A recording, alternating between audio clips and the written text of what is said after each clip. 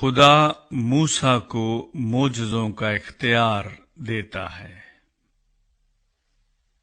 تب موسیٰ نے جواب دیا، لیکن وہ تو میرا یقین ہی نہیں کریں گے، نہ میری بات سنیں گے۔ وہ کہیں گے، خداوند تجھے دکھائی نہیں دیا۔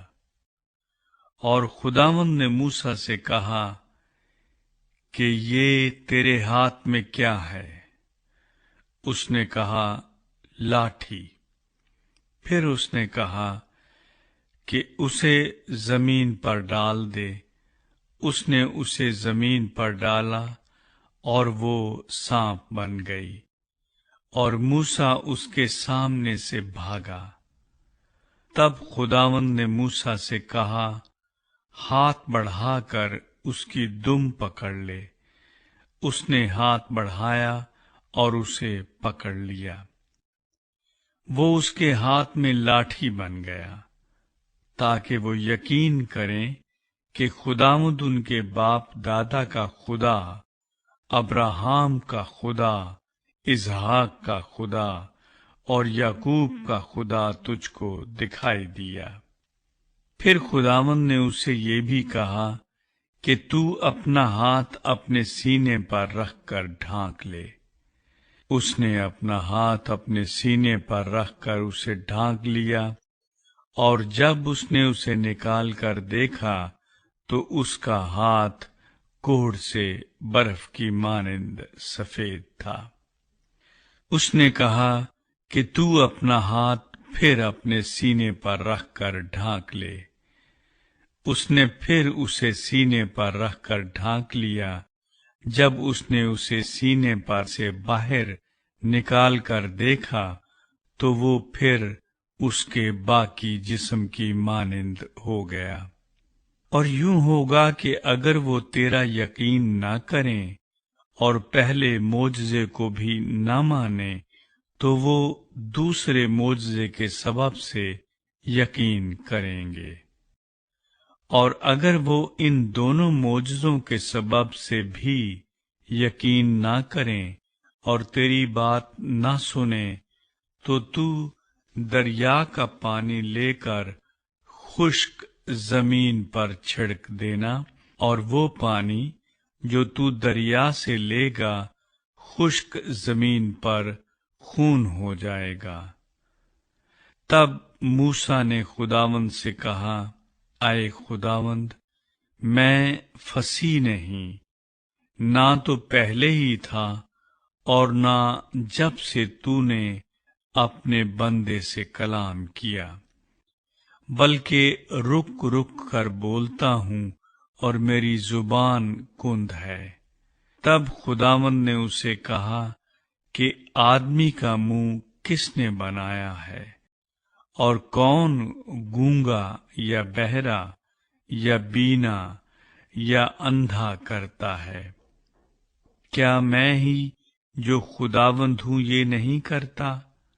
سو اب تو جا، اور میں تیری زبان کا ذمہ لیتا ہوں اور تجھے سکھاتا رہوں گا کہ تو کیا کیا کہے۔ تب اس نے کہا کہ اے خداوند، میں تیری منت کرتا ہوں کسی اور کے ہاتھ سے جسے تو چاہے یہ پیغام بھیج۔ تب خداوند کا قہر موسیٰ پر بھڑکا، اور اس نے کہا، کیا لاویوں میں سے ہارون تیرا بھائی نہیں ہے؟ میں جانتا ہوں کہ وہ فصیح ہے، اور وہ تیری ملاقات کو بھی آ رہا ہے اور تجھے دیکھ کر دل میں خوش ہوگا۔ سو تو اسے سب کچھ بتانا اور یہ سب باتیں اسے سکھانا، اور میں تیری اور اس کی زبان کا ذمہ لیتا ہوں اور تم کو سکھاتا رہوں گا کہ تم کیا کیا کرو۔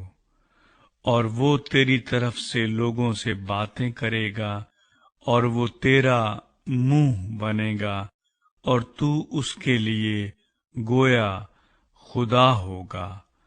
اور تو اس لاٹھی کو अपने हाथ में लिए जा और इसी से इन मोजज़ों को दिखाना। मूसा मिस्र में वापस आता है। तब मूसा लौटकर अपने खुसर यित्रो के पास गया और उससे कहा कि मुझे जरा इजाजत दे कि अपने भाइयों के पास जो मिस्र में हैं जाऊं और देखूं कि वो अब तक जीते हैं कि नहीं। यित्रो ने मूसा से कहा, सलामत जा।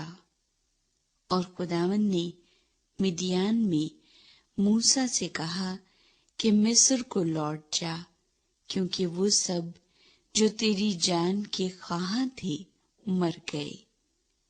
तब मूसा अपनी बीवी और अपने बेटों को लेकर और उनको एक गधे पर चढ़ाकर मिस्र को लौटा। और मूसा ने खुदा की लाठी अपने हाथ में ले ली।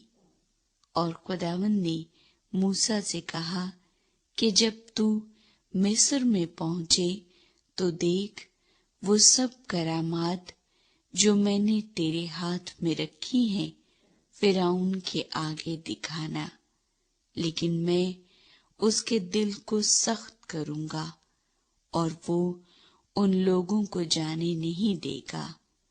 और तू फिरौन से कहना कि खुदावंद यूं फरमाता है कि इस्राएल मेरा बेटा बल्कि मेरा पहलौठा है, और मैं तुझे कह चुका हूं कि मेरे बेटे को जाने दे ताकि वो मेरी इबादत करे, और तूने अब तक उसे जाने देने से इनकार किया है। सो देख, मैं तेरे बेटे को बल्कि तेरे पहलौठे को मार डालूंगा। और रास्ते में मंजिल पर खुदावंद उसे मिला और चाहा कि उसे मार डाले। तब सफूरा ने चकमक का एक पत्थर लेकर अपने बेटे की खलड़ी काट डाली और उसे मूसा के पांव पर फेंक कर कहा, तू बेशक मेरे लिए खूनी दुल्हा ठहरा। तब उसने उसे छोड़ दिया। बस उसने कहा कि खतने के सबब से तू खूनी दुल्हा है। और खुदावंद ने हारून से कहा कि बियाबान में जाकर मूसा से मुलाकात कर। वो गया और खुदा के पहाड़ पर उससे मिला और उसे बोसा दिया। और मूसा ने हारून को बताया कि खुदा ने क्या क्या बातें कहकर उसे भेजा और कौन कौन से मौजज़े दिखाने का उसे हुक्म दिया है।